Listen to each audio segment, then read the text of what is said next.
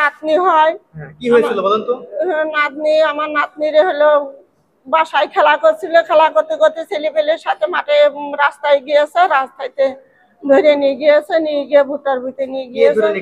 ওই ছেলেটার নাম রাকিব।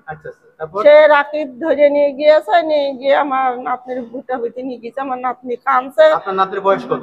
আমার নাতনির বয়স 4 বছর, তার বয়স হইলো 15 বছর।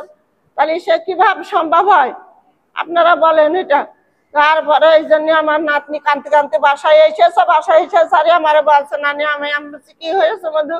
তা কাছে যে নানি আমার রাকিব নিয়ে গিয়েছে। কনে নিয়ে গিয়েছে? ভুট্টার ভিতরে। তুমি চলো দিনে আমায় সেখানে নিয়ে গিয়েছে, নিয়ে গিয়ে দেখে ভুট্টা বুয়ের মাঝখানে নিয়ে গেছে, যেন কেউ না দেখতে পারে। সেখান থেকে আমার নাতনির ইয়ে করেছে, করার পরে এখন আর কি বলবো, সরকারের কাছে আমি বিচার চাচ্ছি। আমার আবেদন এই যেন সরকার আমার বিচার করে দেয়। আমি থাকি সরকারের জায়গায়, আমি সরকারের জায়গায় থাকি, আমার জন্য সরকারের জন্য আমার বিচারটা দিলে আমি আর কিছু চাই না। কোন গ্রামে থাকেন আপনি? আমি থাকি আদমপুর গ্রাম, আমার আদমপুর গ্রামে। আমি সেখানে থাকি, আমি সরকারের জায়গায় ঘর দিয়েছি, আমি সেখানে থাকি। আমার মেয়েটা অসহায়, আমার মেয়ে নিয়ে আমি পড়ে থাকি, আমার স্বামীর শিশু নিয়ে। জামাই কি করে? আমার স্বামী মাঠে কাজ করে। আমার স্বামী আর কি করবে? আপনার জামাই কি করে? আমার জামাই মাঠে চাষ ফেলে, মাঠে ভুট্টার ভিতরেও কাজ করে, ড্রাগনের ভিতরেও কাজ করে, সব কাজ করে, মাঠের চাষ করে। পুলিশ মনে হয় 6টার দিকে গিয়েছে। আমি তো বাসায় ছিলাম না, আমরা কোরসাদপুরে হসপিটালে নিয়ে চলে এসেছি। তারপরে পুলিশ ওরে ধরে নিয়ে গিয়েছে, কখন নিয়ে গিয়েছে আমি এটা করতে পারছি না। এখন আপনি কি চাচ্ছেন? আমি এখন ওর জেল চাই আর ফাঁসি চাই, আমি আর কিছু চাইনি।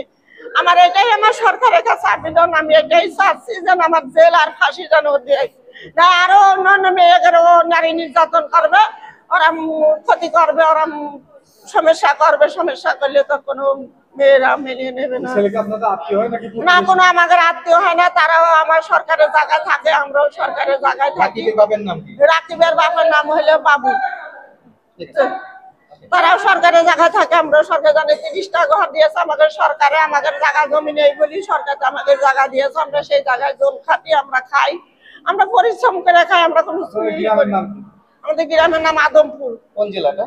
এটা যশোর ঝিনাইদহ জেলা, থানা মহেশপুর, পোস্ট অফিস আমার হলো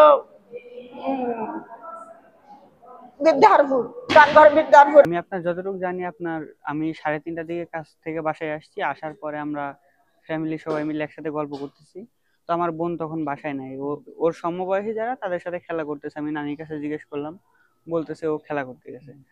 তো তার 10 মিনিট মতো হবে, তার 10 মিনিট মতো পরে আইসে দেখতেছি ও আসতেছে। আমি বারান্দায় বসে আছি, ওর প্যান্টের পেছনে আর কি ব্লাড লেগে আছে। তো আমি প্রথমে, আমরা অতটা কিছু মনে করি না, সন্দেহ করি না।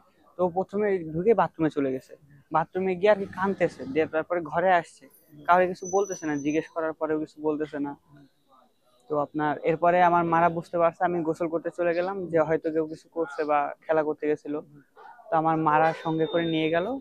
নিয়ে যাওয়ার পরে আর কি দেখতেছে যে হ্যাঁ, বলতেছে তোমাকে কি কেউ কিছু করছে নাকি বা কিছু হয়েছে তোমার সাথে? বলতেছে হ্যাঁ, ওই যে রাকিব আমারে নিয়ে গেছিল ঘাড়ে করে।